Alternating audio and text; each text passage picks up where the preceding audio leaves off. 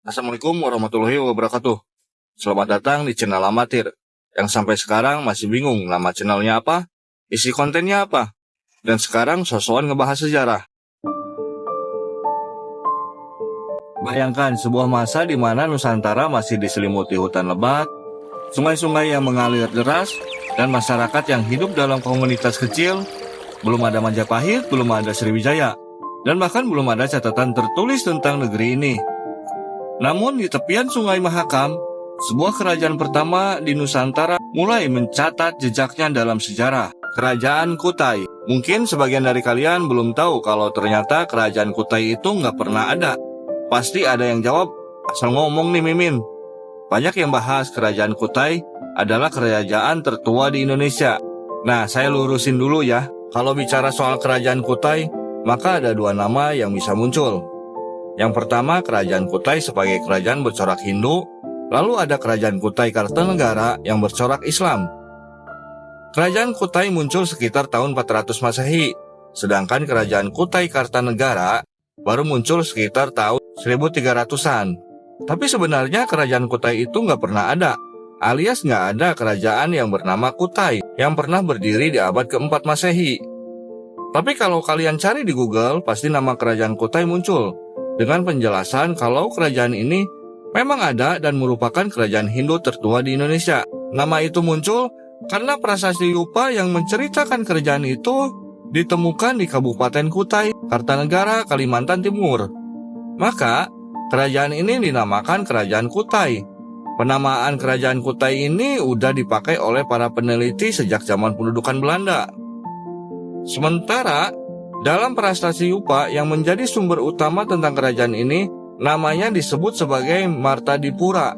Hal ini diungkapkan dalam penelitian J.D. Kasparis yang banyak mengkaji prasasti-prasasti kuno di Nusantara.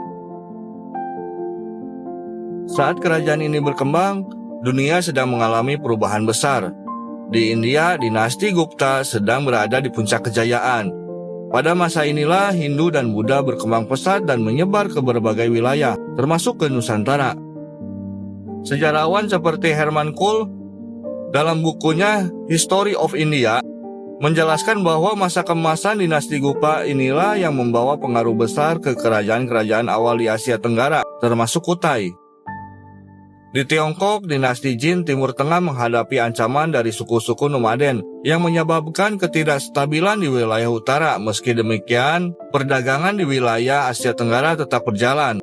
Oliver Walter dalam kajian sejarahnya tentang Asia Tenggara awal menyebutkan bahwa kapal-kapal dari India dan Asia Tenggara kemungkinan besar sudah berlayar ke Tiongkok pada abad keempat yang membuka jalur perdagangan dan pertukaran budaya. Sementara itu, di belahan dunia lain, Kekaisaran Romawi mengalami perpecahan besar pada tahun 395 Masehi, yang menandai awalnya kehancuran Romawi Barat. Peter Hatter dalam bukunya The Fall of the Roman Empire menjelaskan bahwa inilah titik di mana Eropa memasuki era ketidakstabilan. Sementara peradaban di Asia justru berkembang pesat. Menariknya, meskipun Kutai tidak tercatat dalam sejarah dunia secara langsung, ia tumbuh dalam periode yang sama dengan perubahan besar yang terjadi di berbagai belahan dunia. Seperti di awal saya ceritakan, bahwa keberadaan Kutai sebagai kerajaan pertama di Nusantara didukung oleh prasasti Yupa yang ditemukan di Kalimantan Timur. Prasasti ini ditulis dalam aksara Palawa dan bahasa Sanskerta, menandakan pengaruh kuat dari India. Sejarawan seperti Code S dalam bukunya The Indianized States of Southeast Asia menjelaskan bahwa penggunaan bahasa Sanskerta di prasasti ini menunjukkan hubungan erat dengan peradaban India. Dari prasasti ini kita mengetahui bahwa raja terbesar Kutai adalah Mulawarman, putra Asmawarman, dan cucu Kadungga.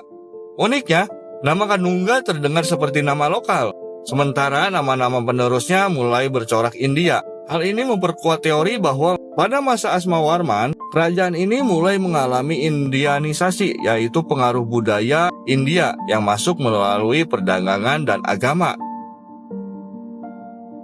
Selain prasasti Yupa, ditemukan juga arca Hindu, perhiasan emas, dan sisa-sisa bangunan bata yang menunjukkan adanya pusat keagamaan dan budaya di Kutai. Hasil penelitian arkeolog Sutrisno dalam kajian tentang peninggalan Kutai menunjukkan bahwa artefak-artefak ini adalah bukti adanya pengaruh Hindu di wilayah tersebut.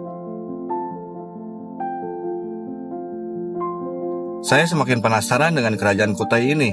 Ketika saya cari hubungan diplomatik dengan kerajaan lainnya, hanya sedikit sumber yang saya dapatkan. Tidak ada catatan eksplisit tentang hubungan diplomatik Kutai dengan kerajaan lain.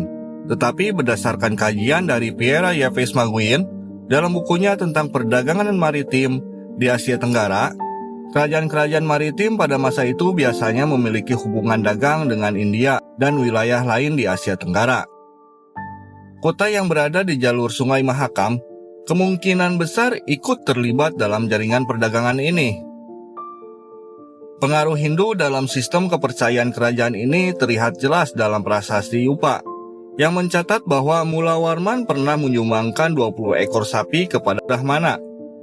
Peneliti JGD Kasparis menjelaskan bahwa pemberian dalam jumlah besar ini menandakan bahwa Hindu bukan sekedar agama, tetapi juga bagian dari sistem sosial dan politik di Kutai.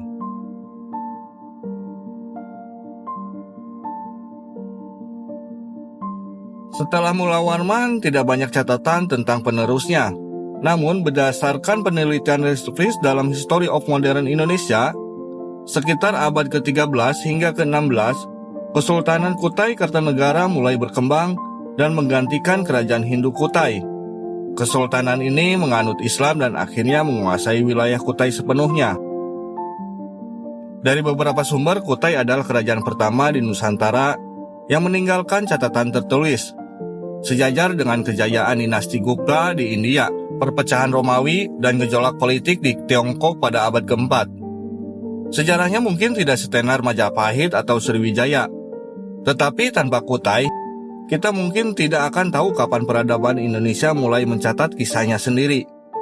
Tahu kalian ada yang tahu kerajaan di Nusantara sebelum Kutai? Coba komen ya, kita sharing.